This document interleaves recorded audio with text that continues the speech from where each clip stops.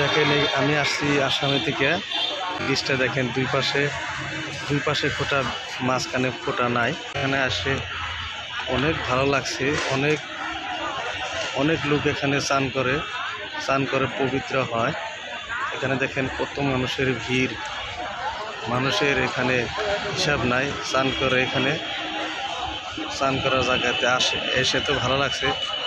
যে যেখানে আছেন দর্শক সবাই আসার চেষ্টা করবেন। এখানে আসলে ভালো লাগে জায়গাটায়।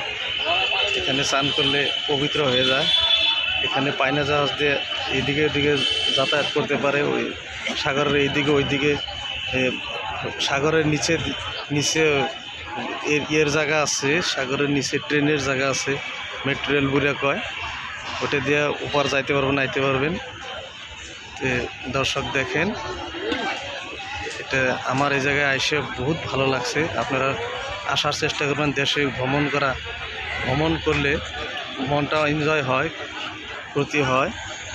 এই ব্রিজটা আমি আবারও ঘুরে দেখাইছি। ব্রিজটা দেখে নিন, মাঝখানে কোটা নাই ব্রিজের। দর্শক আমি অল্প ভিডিও করলাম, আপনারা ভালো লাগলে লাইক